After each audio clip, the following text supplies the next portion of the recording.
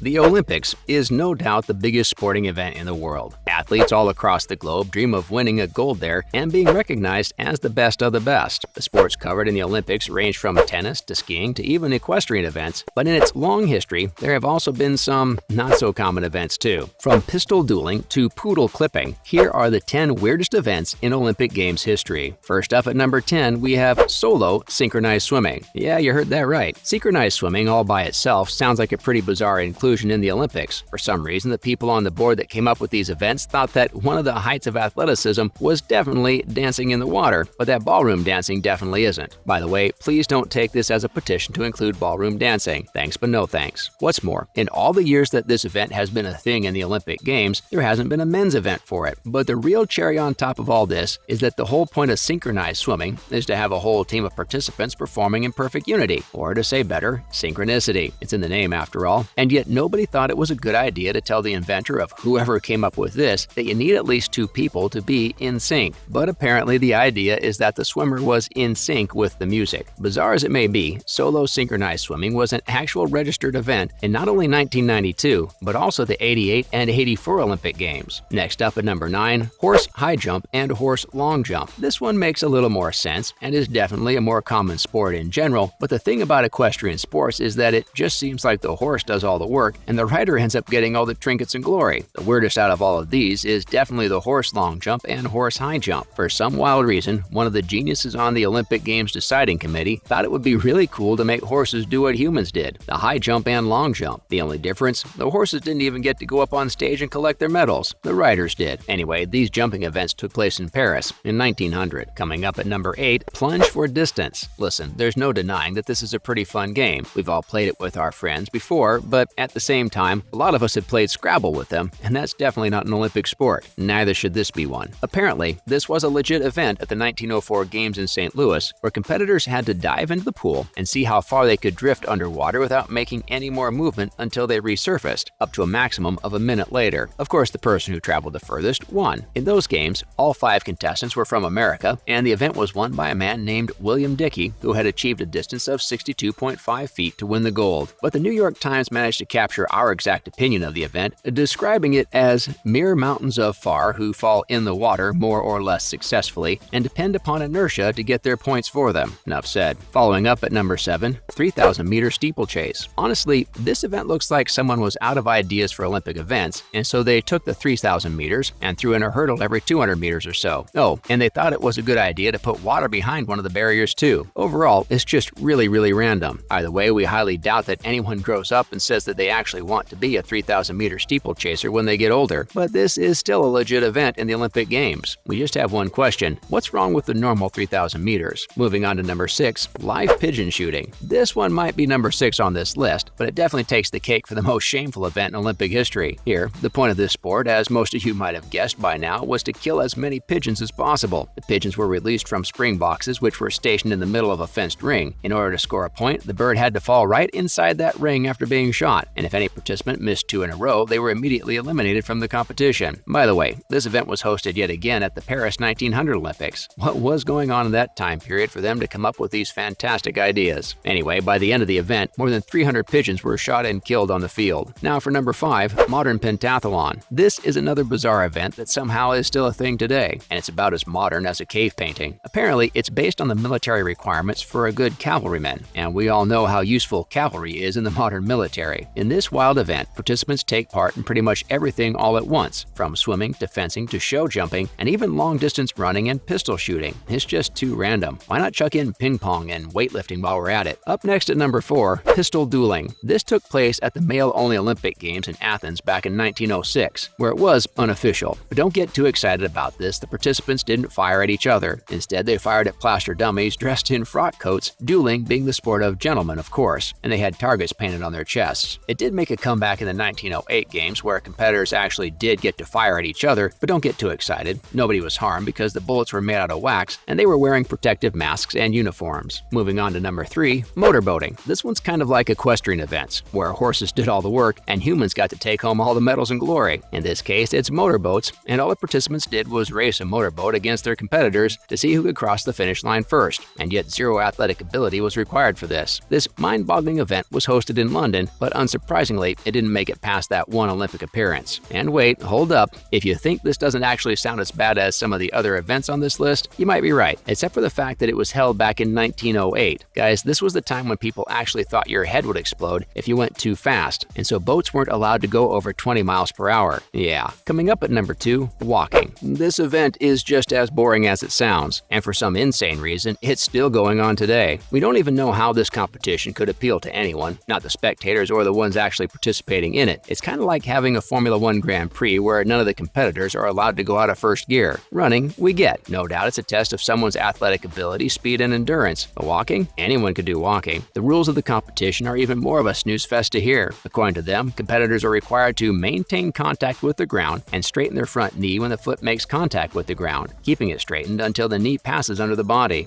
To maintain contact with the ground and straighten their front knee when the foot makes contact with the ground, keeping it straightened until the knee passes under the body. Not to mention, watching these Olympians walk shuffle along for a gold is so bizarre. The only interesting part being that the participants can actually be handed yellow or red cards for not sticking to the exact definition of Olympic walking. What's next? A hopping race? Or better yet, a backwards race? Please. Finally, at number 1, we have poodle clipping. There were a lot of really weird events on this list, but the only one that could have taken first place is none other than poodle clipping. We're not even kidding. This was an actual game at the, you guessed it, Paris 1900 Olympics, though it was just a test event at the time. In this Olympic event, participants competed in front of a crowd of 6,000 in the Bois de Boulogne Park, where the point was to clip the fur off as many poodles as they could in 2 hours. In the end, Avril Lafoule won the gold after clipping a grand total of 17 poodles. Shockingly, the sport didn't make the cut to get upgraded to an official Olympic game. We can only wonder why. That's a wrap for this video. Can you believe these events were actually featured in the Olympics? Let us know in the comments below. Make sure to give this video a thumbs up and subscribe to our channel for more videos like this. See you in the next one.